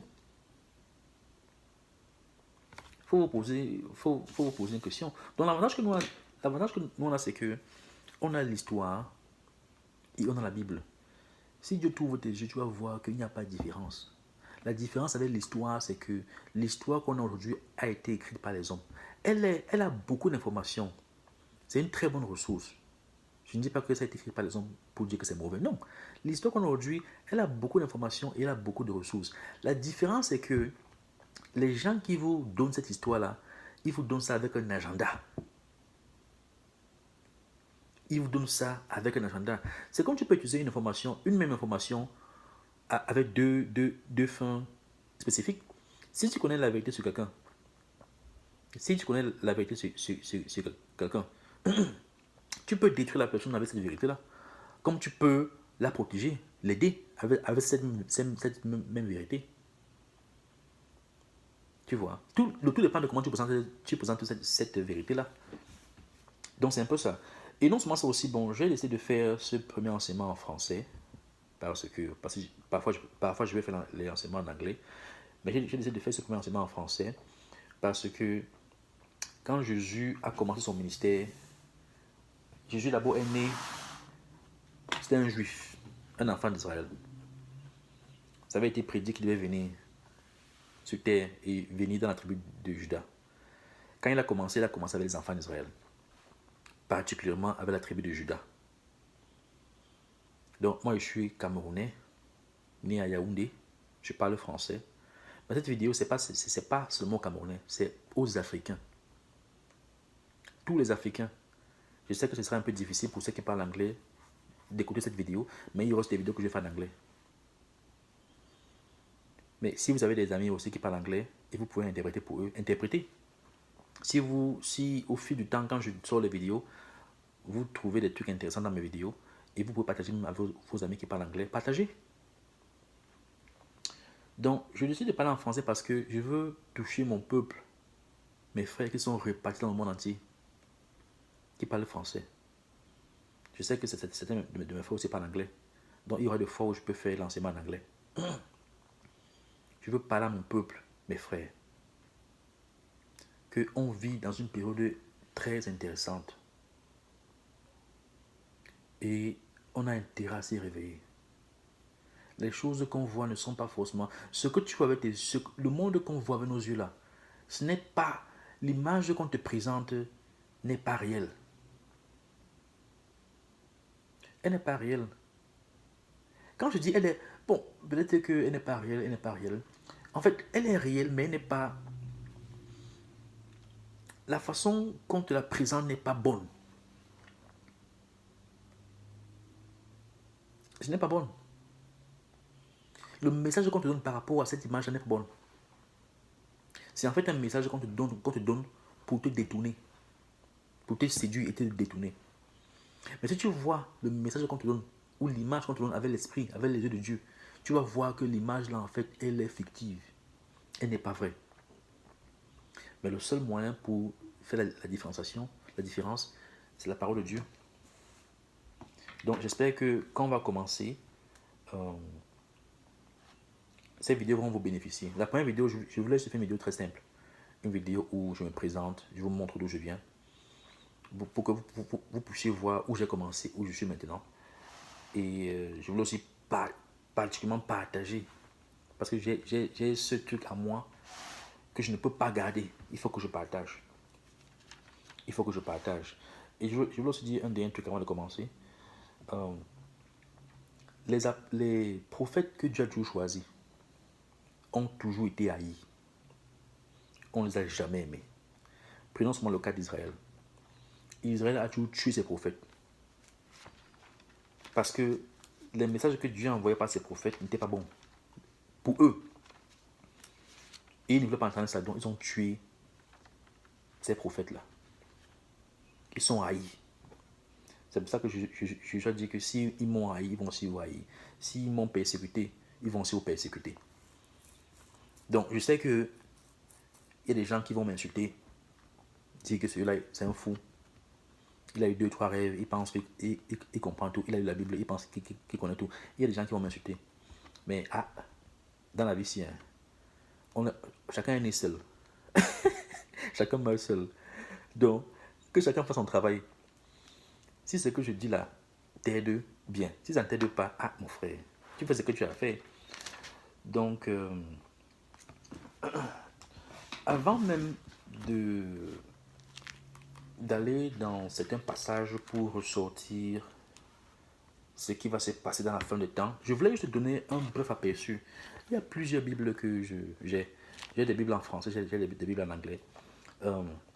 Mais comme j'ai décidé de faire ma première vidéo en français, parce que je voulais toucher mon peuple, mes frères partis dans le monde entier, donc j'ai décidé de faire mon enseignement en français.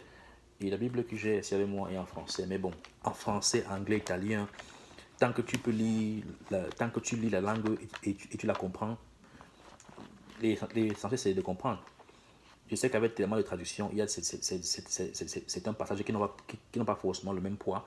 Mais Dieu lui-même, dans sa parole, a dit que même quand ils vont traduire mes mots, mais ma parole ne va pas, comment dire, ça ne va pas perdre sa puissance.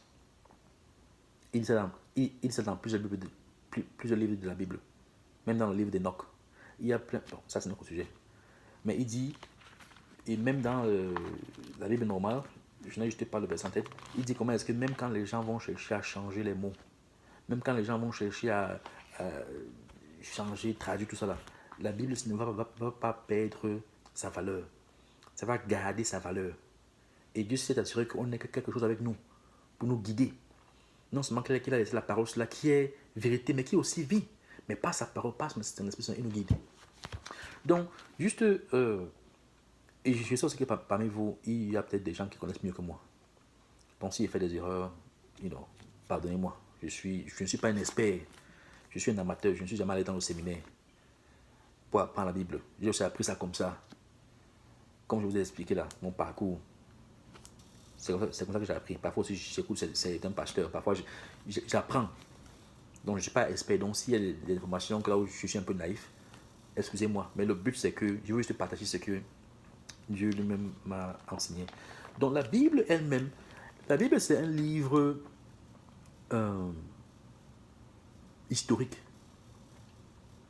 Historique dans la mesure où ça te parle de l'histoire du monde. Ça te parle de l'histoire du monde depuis la création. Les scientifiques nous parlent de la création, que ça a existé il y a cela des milliards d'années. Mais qu'est-ce qu'il y a eu dans ces milliards d'années-là? Qui sait? Eux-mêmes n'arrivent pas à nous dire. Mais la Bible nous parle depuis la création. La Bible nous parle comment est-ce que... La Bible déjà dit au commencement, parce que quand tu lis Genèse 1:1, la Bible dit que au commencement, Dieu créa les cieux et la terre. Ici, là, on dit au commencement. Quand on dit au commencement, ça veut dire que c'est un début. Mais quand tu lis aussi plus loin, tu vois que Dieu n'a pas de commencement. On dit au commencement, mais Dieu lui-même n'a pas de commencement, il n'a pas de fin. Il est éternel. Donc, Dieu, ça nous donne l'histoire du monde, visible et invisible. Il dit au commencement, Dieu créa les cieux et la terre. Qui a créé Dieu lui-même? C'est intéressant. C'est un sujet intéressant. Mais ici, il nous dit au commencement, Dieu créa le ciel et la terre. Mais plus tard aussi, vous allez voir que Dieu lui-même, en fait, n'a pas été créé. Dieu lui-même, en fait, est éternel. Donc, mais quand il commence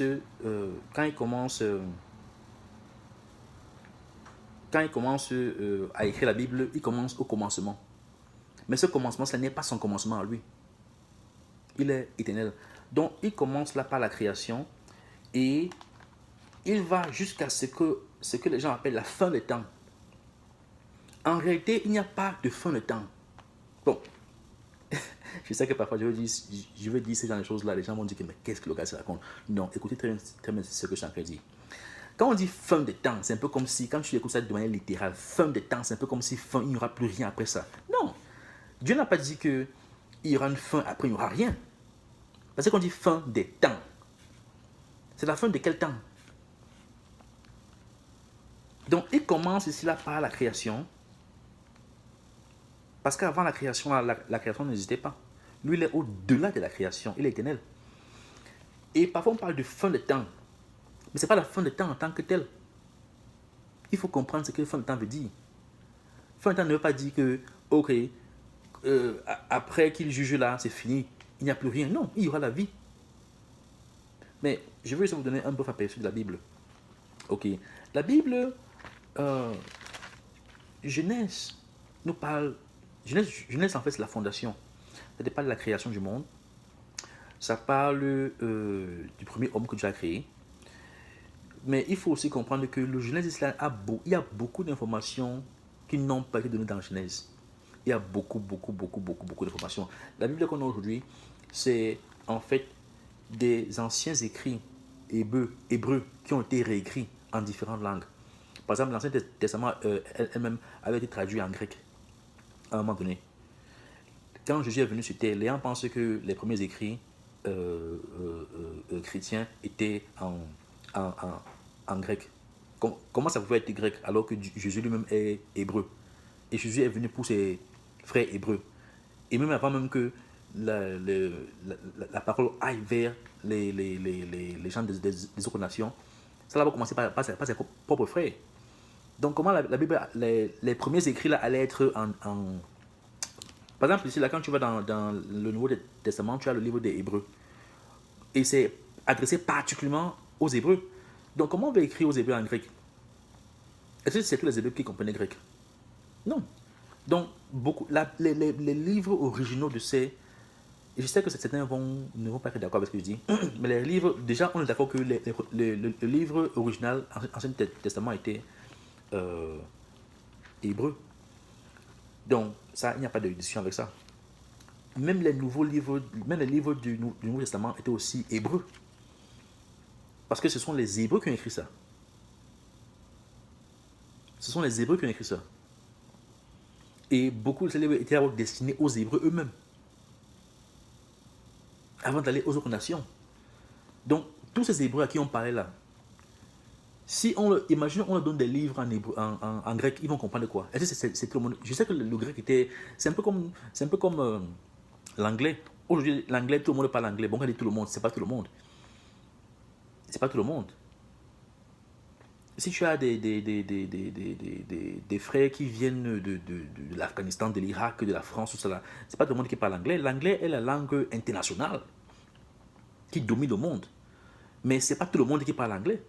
Donc il y a des gens parmi vous qui sont même de votre nation, surtout à l'époque là, leur langue initiale était l'hébreu, ce n'était pas le grec. Donc par exemple quand, je ne sais pas si c'est Paul qui écrit le livre des Hébreux, donc quand il écrit la lettre de tous les Hébreux là, il va les écrire en grec. Tous ces frères parlent grec. Donc ça c'est notre sujet. Juste pour dire que le livre est divisé en fait la Pentateuque, dont les 5 premiers livres de la Bible qui ont été écrits par Moïse. Mais avant Moïse, ça ne veut pas dire qu'avant Moïse, il n'y a pas de livres. Mais c'est qu'au fil du temps, les livres se périment, se gâtent, ceci, cela, et puis les gens perdent. Et entre les guerres, entre les famines, entre les épidémies, entre l'esclavage, ils perdent. Et Dieu leur redonne ce qu'il avait donné déjà à ses pères avant ça. Donc, c'est la fondation. Tu as la Genèse, tu as Exode, tu as Lévitique, tu as Nombre, tu as Deutéronome. La Genèse, c'est la fondation. Elle te parle, comme je disais, la création du monde. Elle te parle de comment l'homme est tombé, comment Adam et Ève sont tombés, comment est-ce que le mal est ancré sur terre, et comment ça te donne aussi la généalogie. La généalogie est très importante. Je vais vous donner un secret. Si vous vous asseyez, regardez la généalogie biblique, vous additionnez les âges, les temps, et vous comparez ce temps-là avec le temps présent, vous serez surpris de ce que vous allez trouver. Surpris, ça c'est un truc que je vous donne, c'est un secret que je vous donne. Donc tu as la Genèse, et la Genèse va jusqu'à l'entrée, dans la Genèse là, dans la lignée, dans cette Genèse là, à un moment donné, tu as Adam, on connaît l'histoire de Caïn et Abel, comment Caïn a tué Abel, ok, et après, de la lignée maintenant d'Abel, tu as maintenant les gens que Dieu choisit. Les gens que Dieu choisit, mais quand il choisit par rapport à cette lignée là, parce que c'est de cette lignée là que Jésus même est supposé venir. Donc, il te donne la généalogie, en fait, de son peuple. Ok. Et après, dans cette généalogie-là, on arrive au temps de Noé. Au temps de Noé, il y avait des géants sur la terre. Ces géants-là venaient d'où? Ces géants-là venaient d'où? C'est un sujet très intéressant. Il y a des églises qui enseignent que ces géants-là étaient des enfants de Seth. Seth, c'est le troisième enfant le troisième fils d'Adam, parce qu'il avait Caïn et Abel. Après, quand Abel est mort, il a eu Seth. Tu vois. Donc, il y a des gens qui disent que non, les enfants, les hommes de Dieu, dans Genèse là, qui ont eu des enfants avec les filles des hommes, ce sont les enfants de Seth qui ont les enfants avec les filles de Caïn. Ils ont créé des géants. Ça, c'est pas vrai. C'est pas vrai. Ces géants-là qui sont sur la terre, là, ce sont des anges déchus qui sont venus sur terre et qui ont couché avec des femmes humaines. Et ils ont pris des corps des géants. Ça, c'est juste une parenthèse. Je sais que certains ne sont pas d'accord avec ce que je dis, mais je vous donne juste un bref aperçu d'où je viens. Donc, c'est donc comme ça que quand Noé naît, c'est la situation sur la terre. Il y a des géants et il y avait le mal sur terre. Mais ces géants-là encore amplifient le mal. Et non seulement aussi ces esprits qui ont été corrompus là, qui sont venus se frotter avec les enfants, les enfants des hommes, ces esprits aussi ont appris beaucoup de méchanceté, beaucoup de... Quand aujourd'hui, par exemple, on voit comment est-ce que ces superpuissances-là fabriquent des armes et manipulent l'information génétique. Ils font ceci, ils font cela. Même leurs avancées scientifiques qu'ils font là, vous savez qu'ils prennent ça d'où? Donc, ces anges-là, quand ils sont devenus sur Terre, là, ils ont appris énormément de choses. Ils ont appris l'art de la guerre aux hommes. Ils ont appris à l'homme à tuer. Ils ont appris à l'homme à manipuler l'information génétique. Ils ont appris à l'homme à faire beaucoup de choses. Ça, je vous donne juste des petites informations pour vous expliquer ce qui s'est passé quand Noé arrive, quand Dieu décide de détruire la terre, parce qu'il y a tellement de mal sur terre. C'était plus pire que le mal qui avait commencé avec Adam et Ève, avec Caïn et Abel. C'était pire parce que à ce niveau-là, il n'allait même plus avoir même d'hommes sur terre. Donc, parce que les gars se tuaient. Il y avait tellement de violence, tellement de méchanceté. Donc, c'est donc comme ça que donc Dieu, pour sauver son peuple, sauver la souche. C'est pour ça que quand il se concentre sur cette lignée-là, Adam, Seth et descend Enoch et consort. En passant même dans cette lignée-là, tu as Enoch qui est septième. Enoch est très puissant. Enoch est très puissant. Et il y a des informations sur Enoch que je vais vous donner plus tard qui vont vous étonner. C'était parmi vous, peut-être vous savez de quoi je vais parler, mais vous serez vraiment étonné de voir ce qu'Enoch lui-même a eu à écrire. Donc, quand ça arrive à Noah, Dieu en fait détruire parce que à cause de ce mal-là. Et si ça continue comme ça, là, même rappelez-vous un peu de ce que je vous ai parlé des plantes dans le jardin du maître de la vigne. Les mauvaises, les bonnes. Ici, là, les mauvaises sont tellement grandies, sont tellement devenues fortes que si Dieu ne faisait pas ça, il allait perdre carrément, on allait perdre cette graine originale, si je peux dire ça. Et cette graine originale partait de père en fils par rapport à une lignée précise. Donc, c'est comme ça que Dieu détruit, il détruit la terre, si vous connaissez l'histoire de Noé. Je ne vais pas entrer dans beaucoup de passages parce que s'il fait ça, on ne va pas finir. La vidéo, c'est juste un aperçu général de là où j'aimerais aller, quoi. Donc, après Noé, après le déluge, Noé et ses trois fils, parce que Noé est entré dans l'arc. Noé est entré dans l'arc avec sa femme et ses trois fils et ses trois belles-filles. Et après, quand ils sortent de l'arc, un an après le déluge, il repeuple la terre. Mais même là, Dieu aussi leur donne des lois. Vous voyez que la loi n'est pas venue, contrairement à ce que beaucoup de personnes pensent, la loi n'a pas commencé avec Moïse. Il y avait déjà des lois avant même Moïse. Par exemple même quand Caïn et Abel amènent leur sacrifice pour présenter à Dieu. Ok. Dieu leur avait déjà montré, on peut déjà voir comment est-ce que Dieu leur avait montré quel genre de sacrifice il fallait faire. Pour comprendre ça, il faut lire l'histoire de Caïn et Abel. Mais après ça aussi, il faut aussi lire les écrits de Moïse par rapport au sacrifice. Et vous allez comprendre pourquoi est-ce que Dieu a respecté le sacrifice d'Abel plus que le sacrifice de Caïn. Ok. Mais on peut déjà voir ici là que on pourra voir, ok, que les patriarches de Moïse, des enfants d'Israël, avaient déjà reçu la loi. Mais au fil du temps, entre le déluge, entre ceci, entre cela, et avec le temps, avec les guerres, ils ont perdu. C'est donc là que Dieu choisit maintenant Abraham. Et la période aussi où Abraham naît et vient dans le monde est très intéressante. C'est la période de Babylone, où Babylone est puissante sur terre. Ok, vous avez entendu parler de Nimrod. Donc, et maintenant Abraham, il fait maintenant une promesse. Il fait une promesse que de lui viendra le sauveur de l'humanité.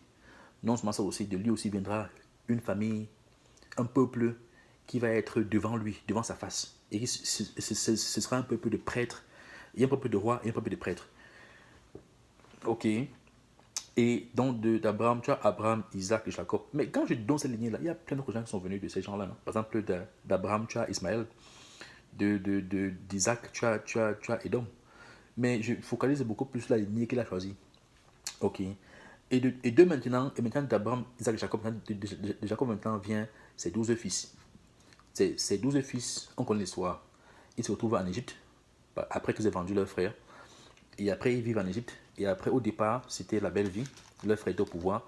Mais après, quand leur frère meurt, et il y a maintenant une succession de pharaons, ça arrive à un niveau où les pharaons là commencent à trouver que les juifs là sont, les enfants d'Israël sont dangereux. Il faut les contenir, il faut les emprisonner, il faut les exploiter. C'est donc comme ça donc qu'ils entrent donc en esclavage. Et ils restent en esclavage jusqu'à ce que Dieu maintenant leur envoie quelqu'un. Il leur envoie Moïse. Et on connaît l'histoire. Moïse a grandi dans la maison de Pharaon. Ok. Et après avoir. Bon, on connaît l'histoire. Après avoir tué un Égyptien parce qu'il a protégé son frère juif qui se faisait tabasser par l'Égyptien. Il tue dans l'Égyptien, mais après, bon, il fuit l'Égypte parce qu'il est en fait c'est un fugitif. Donc quand il quitte l'Égypte, il a 40 ans. Il fait 40 ans dans le, on dit au désert, mais c'était pas vraiment au désert, parce qu'il est en fait parti dans d'autres peuples. Et il y a des histoires qui élaborent son parcours dans ces peuples-là. Il a fait 40 ans dans ce peuple-là. Donc, et maintenant, Dieu le rencontre sur la montagne. C'est un peu comme mon histoire, quoi, où c'est pas forcément une histoire pareille, mais ce qu'elle veut dire, c'est que Dieu t'a déjà appelé depuis. Il t'a déjà appelé depuis, mais il sait comment il marche avec toi. Et un jour, sur la montagne, il va se révéler à toi. Il va te dire que c'est lui qui te cherche depuis là. Il va se révéler à toi. Et il va te donner une mission. Il va te donner une mission. Et tu dois faire la mission qu'il te demande de faire. Tu n'as pas le choix. Donc, c'est donc comme ça que Dieu choisit donc Moïse. Et Moïse maintenant quitte ce peuple-là maintenant avec sa femme et ses enfants. Il vient maintenant en Égypte. Ok, il vient maintenant en Égypte avec l'objectif de sauver son peuple. On connaît l'histoire. Bon, on connaît l'histoire, les 10 plaies. Bon, Pharaon refuse de sortir les enfants d'Israël d'Égypte. Bon, Dieu envoie les plaies, c'est cela. Bon, on connaît l'histoire. Moïse maintenant sort d'Égypte. Maintenant, c'est là maintenant où on tombe dans le deuxième livre, Exode. L'Exode, en fait, c'est le temps qu'ils ont passé dans le désert. Ils ont fait en fait 40 ans dans le désert. C'est un voyage qui était supposé faire autour d'un an. Mais à cause de la désobéissance des enfants d'Israël, ils ont fait 40 ans dans le désert. Bon. Tu as Exode, Lévitique, Nombre, Deutéronome. Tout ça, en fait, c'était dans le désert. C'est important de comprendre ça parce que je sais que je vais vite. Mais c'est bien de comprendre. De comprendre comment. C'est bien de comprendre comment est-ce que ces livres sont écrits, quoi. Donc, Exode, en fait, te parle de leur parcours dans le désert. Lévitique, en fait, ce sont les lois. C'est quand Dieu maintenant donne la loi à Moïse par rapport à ce qu'ils doivent faire. Parce que quand Dieu marche comme ça avec toi, il y a des règles à suivre. Il y a des règles à suivre. Dieu est pur et il veut des gens purs devant lui. Il y a des règles à suivre dans tous les domaines. Je ne vais pas entrer là maintenant, mais Lévitique te donne ça détaillé. Et ce Lévitique-là aussi, là, et par rapport au ce Lévitique-là aussi, vous allez voir qu'il y a un parallèle justement, comme je vous ai parlé de Caïn et Abel, du sacrifice qu'ils ont fait. Même aussi dans Genèse, vous allez aussi voir que quand Noé est sorti de l'arc, il a fait des sacrifices. Il y avait une façon de faire ces sacrifices-là. Ce n'était pas au hasard. Quand tu marches avec Dieu, il y avait une façon de faire les choses. Donc Lévitique encore élabore ça en détail. Parce qu'ils avaient perdu en fait ces lois-là. Ils avaient perdu ça. Donc Nombre, Deutéronome, tout ça là. Bon. Et ces livres sont vraiment intéressants. C'est souvent dommage qu'on passe plus de temps à lire pour ceux qui lisent, de lire le Nouveau Testament, mais ils négligent l'Ancien Testament, alors que l'Ancien Testament, c'est la fondation de beaucoup de choses, qui éclaircissent encore mieux le Nouveau Testament. Bon, maintenant dans le désert, on sait que Moïse n'a pas pu entrer dans le désert parce que, bon, les enfants d'Israël l'ont énervé, et puis il a fait un miracle, mais il n'a pas fait ça comme Dieu voulait qu'il fasse. Il n'a pas donné honneur à Dieu. Et Dieu a dit qu'il ne pourrait pas entrer dans la terre promise. Et c'est plutôt Josué maintenant qui entre avec les enfants d'Israël. Et dans le désert aussi, tous les enfants d'Israël, bon, quand il dit enfants, c'est pas forcément enfants, mais tous les gens, le peuple d'Israël en fait, qui avait plus de 20 ans, je pense que si je me rappelle correctement, ils sont tous morts à cause de leur rébellion. Parce que même quand ils sont arrivés à la frontière, Moïse a envoyé 12 espions pour espionner la terre de Canaan, pour espionner, mais c'est la guerre. Donc, parmi les 12, quand ils reviennent, tu avais Josué et tu avais aussi un. Tu avais Josué et il y avait aussi, j'ai oublié le nom de l'autre, c'était un gars de Juda qui sont revenus. Caleb, je pense que c'est Caleb, un truc comme ça. Ils sont revenus, ils avaient un rapport que non, il y a les... Bon, les disques qui sont venus avec eux ont dit que gars, on ne peut pas entrer là-bas. C'est trop compliqué. Ces gars-là sont des géants, ils vont nous écraser. Mais Josué